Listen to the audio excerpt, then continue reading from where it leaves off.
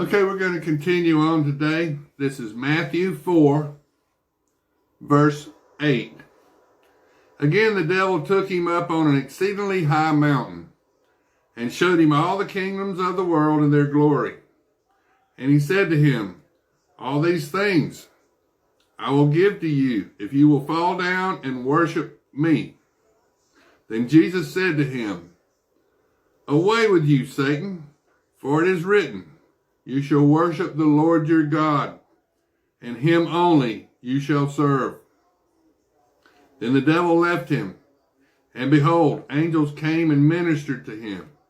And when Jesus heard that John had been put into prison, he departed to Galilee, and leaving Nazareth, he came and dwelt in Capernaum, which is by the sea, in the regions of Zebulun and Naphtali, that it might be fulfilled which was spoken by Isaiah the prophet, saying, the land of Zebulun and the land of Naphtali, by the way of the sea, beyond the Jordan, Galilee of the Gentiles, the people who sat in darkness have seen a great light. And upon those who sat in the region and the shadow of death, light has dawned. Now, for Christmas, God is like a great fir tree. He's never changing. He's the same yesterday, today, and tomorrow. He's never changing. So a great fir tree is a great way to celebrate God in Christmas. Now, Jesus is the light of the world, God's only Son. So lots of lights on those Christmas trees are a good way to worship Jesus, the conception of Jesus, and to worship God. Now this is Matthew 4:17. From that time, Jesus began to preach and say, repent, for the kingdom of heaven is at hand. And Jesus saw two brothers, Simon called Peter, and Andrew his brother, casting a net into the sea, for they were fishermen. Then he said to them, follow me, and I will make you fishers of men. They immediately left their nets and followed him. Going on from there, he saw two other brothers, James, the son of Zebedee, and John, his brother, in the boat with Zebedee, their father, mending their nets. And he called them. John and James of Zebedee were Jesus' cousins. So Jesus already knew John and James of Zebedee from earlier. And immediately they left the boat and their father and followed him. And Jesus went about all Galilee, teaching in the synagogues, preaching the gospel of the kingdom, and healing all kinds of sickness and all kind of disease among the people. And his fame went throughout all Syria, and they brought to him all sick people who were afflicted with various diseases and torments, and those who were demon-possessed, epileptics, and paralytics, and he healed them.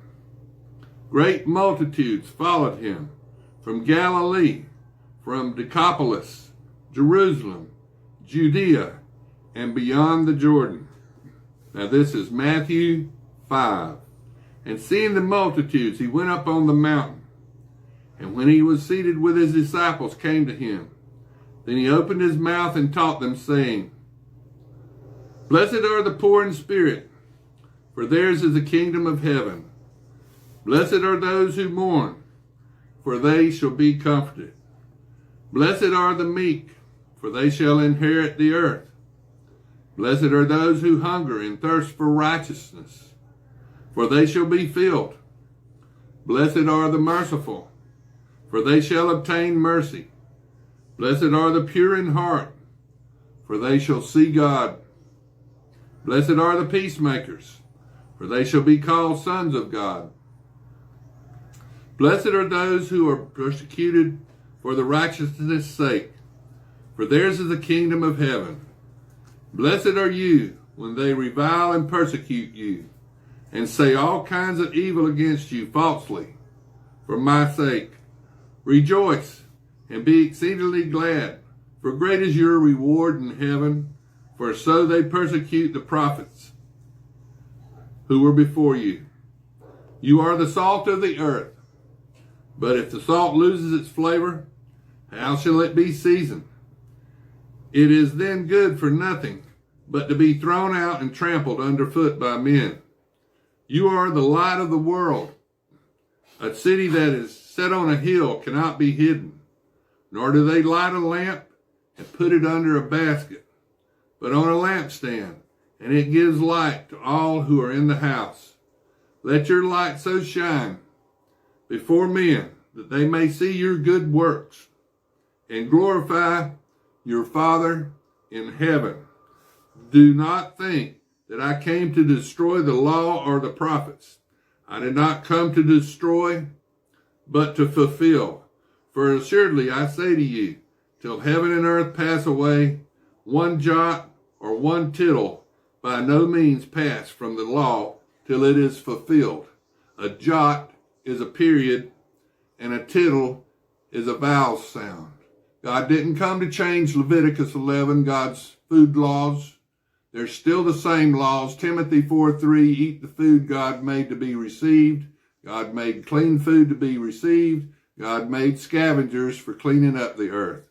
And in Acts 10, God tried to get Peter to eat unclean food 3 times, and Peter told God, no, it'll make me sick. And if you keep reading in Acts 10, it tells you that Gentiles can obtain salvation if they allow Christ into their heart. You don't have to be a Jew. You don't have to be gay. You don't have to be straight. It doesn't matter. You don't have to be a man. You don't have to be a woman. One or the other. You got to be one or the other.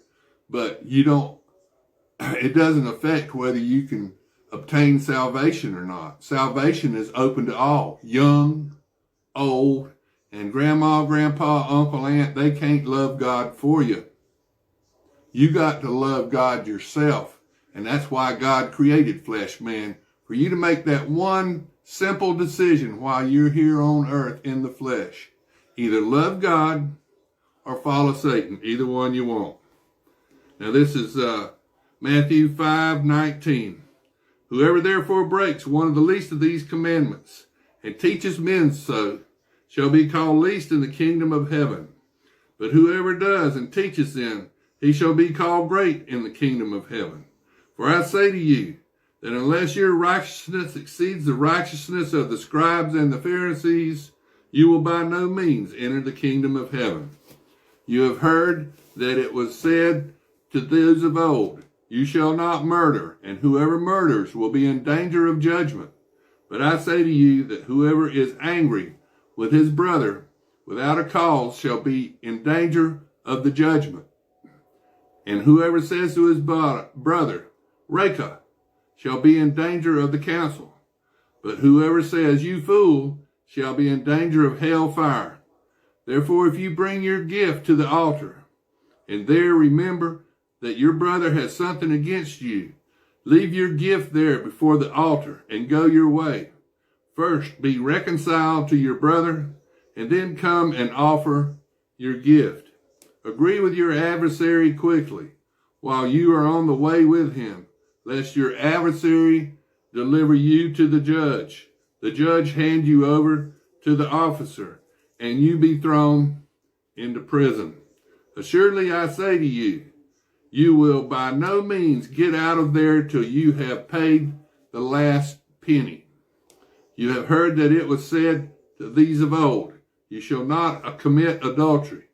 But I say to you that whoever looks at a woman to lust after her has already committed adultery with her in his heart. If your right eye causes you to sin, pluck it out and cast it from you. For it is more profitable for you one of your members perish